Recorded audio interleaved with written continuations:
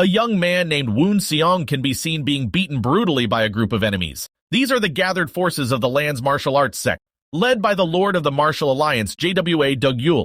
They've just killed his peace-loving master who wanted nothing more than to get along with others. Their peaceful Spear Master Sect was framed for possessing the texts of the vile demonic arts, 10 skills of the demon. Demanding to know who did it, Woon Seong is yelled at by an enraged Do-Gyul. Woon decides Do-Gyul must be the culprit, as he was always jealous of his master. Dashing forward, he engages in battle with the man, managing to cut off 2 of his fingers. Unfortunately, the combined might of the sects is too much for him, and he ends up being killed. As he drifts off into death, staring at his master's corpse, Woon wishes for a second chance at life so he can have his revenge. Unknown to him, the necklace worn by him glows as he passes. 6 months later, a young child is seen training his heart out in a dark room after the sun is set. This is none other than Woon Seong, who has been reborn into the body of a child. After untangling his memories from the child's pre-existing ones, he's worked out a few things. Whatever the reason for his rebirth, it has something to do with the Spear Master Sect's artifact, the necklace which has come into this new life with him. Other than that, he's now in the cult of the Heavenly Demon, being trained as one of its future members. The child whose body he's in is Subject 900, who has no talent whatsoever. Though there are several unexplained factors, all that matters is one thing. Woon Seong now has a chance to complete his revenge. Jwa Do-Gyul will die. During his personal training, Woon practices the strengthening technique of a fallen sect in order to make this child's body worth using. As he laments on the irony of being reborn into the demon cult of all places, he remembers his master's words. He believed there was good even among the demons, and they simply had different experiences from normal people. Though Woon has no plans to be a great hero or anything, he's still the student of the most chivalrous master of the Spear Master Sect. Even if he becomes a demon, he vows to walk the path of a righteous human.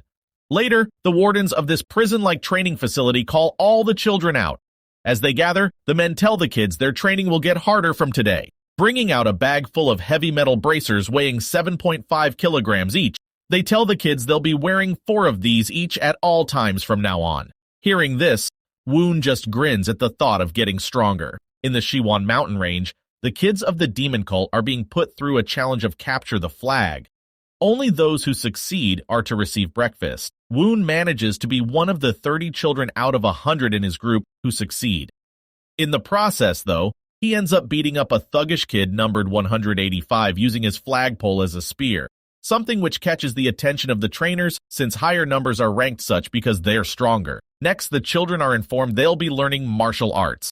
Before that, though, they must cultivate their demonic chi. To do this, they're taught the demonic clan's Dark Flower and Red Spirit method. While trying the method, Woon realizes if he can successfully fuse it with the Spear Master Sect's cultivation method, he'll get the benefits of both. Deciding to try it out, he rushes back to his room once the day's training is complete. There, he's met by number 17, who's taken an interest in him after learning that he's holding back. Woon just writes her off as annoying and the child of a high-ranking official in the cult, but 17, or A Young as she introduces herself as, is determined to keep an eye on him now. Over the next year, Woon Seong successfully fuses his 2 cultivation methods to create a new one, the Tempered True Blossom. Between that and his successful development of the Heavenward Soul Earthen Body, his body has grown rapidly and become much stronger. He's even opened his meridians to boost his growth, so aspulls on aspulls and more aspulls pulled from his ass. He worked hard off screen though, so it's all good. One day, the kids are all brought to a cave where they are told to choose between 3 weapons that'll be their specialization for the rest of their life. 3 guesses, which one Woon picks. Going straight for the spear, Woon gets to work training. Watching from a distance, 185 is furious at the power and skill he displays. Stay salty. It's another half a year before Woon Seong finally completes his cultivation with the Tempered True Blossom. Next, the children are brought to what's known as the Trial of Life and Death. Fairly self-explanatory, I'm sure. They're each sent into a cave individually where they must face beasts known as Grey Wolves. Naturally, Woon's skills and past experience allow him to take his out with ease, albeit he does get some minor scrapes. After passing through the cave, he sees 20 others who have passed, including 17. Surprised by some of them having gotten through, he realizes the test isn't equal for all of them. Hell, even 185 passed. Regardless, his goal now is simple. He must focus on improving his cultivation and reinforce the true tempered blossom. The 72 students who have cleared the trial of life and death are each granted 3 pills of Ayukalpa. Each of these contain 5 to 7 years worth of chi. As fast as possible, Woon consumes them and tames the raging chi within to add to his cultivation. Convenient plot bunnies are convenient. Next, they're taken to the demon cult's secret vault, the Divine Vault of Demonic Sea. Within are some of the greatest martial arts texts in the world. Each trainee has been given permission to take one text from inside and use it to grow stronger. For his part, Woon decides to look for something that'll allow him to learn demonic chi without the inhumane methods normally associated with it. As he's searching, he comes across something that leaves him speechless. The text Woon chooses is The Art of Six Seals and Destruction. This is a text written by a legendary figure who once was a disciple of both the Spear Master Sect of Martial Sea and the Demonic Clan. With this, Woon should be able to become stronger than ever. Almost like someone wrote that right into the story just for him. With the pursuit of power while honoring his master being his goal, Woon sets his mind to combining his master's divine spear technique with the art of six seals and destruction. For the foreseeable future, this is the goal he finds himself devoted to. Like the rush of water down a cliff face, 3 years flow by before anyone knows it. Factions have been established among the children of the Demon Clan, though the overwhelmingly strong and weak both stay their hand from participating in them. Woon has become known as one of the former, a feared presence among the demons due to his power. During the first assembly they've had in a full year, one of their instructors informs them the second trial of life and death is soon to begin. For this, they may finally remove their weighted metal bracers. Taking place over 4 years, it will be brutal, and the first part, the closing training, will start 5 days later. With a simple statement to inform him if they need anything for the trial, he dismisses the children for dinner. Surprisingly enough, one lone person stays back. Walking up to the platform he's speaking from, Woon Seong tells the instructor he needs something. Some new clothes, in my opinion. Get some fresh drip already, man. After asking the instructor for what he needs, Woon finds himself being accosted by 5 people he's humiliated at various points over the years. With their bracers off, they think they can take him now. Spoiler alert, they can't. In mere seconds, Woon crushes the lot of them. After that, he faces down 185, who's known as the leader of that little group. Telling him he was warned about not getting a second chance, Woon cuts him down as well and leaves. The day of the closing training has arrived. Altogether, the students of the demonic clan are led into an exceptionally deep inner cave. Ha! You know who else has a deep inner cave? Never mind, I don't think I can make that joke on YouTube. On the way there, Woon thinks on the progress of his heavenward soul, earth, and body.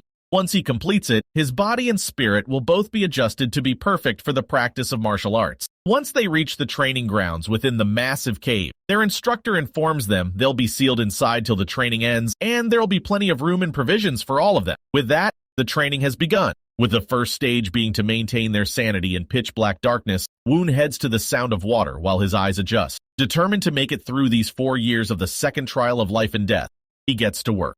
Just like the previous years, these 4 too go by in the blink of an eye. Sitting alone in an isolated area of the cave is Woon Seong, his body transformed to the pinnacle of martial performance. Pinnacle doesn't do it justice. Bro's gotten yoked. As his eyes open, he mutters that today is the day. With the 4 years over and done with, a passageway opens up opposite from Woon's position. Stepping through the door, he navigates a path full of booby traps. Hey, booby traps. With his bracers all still on.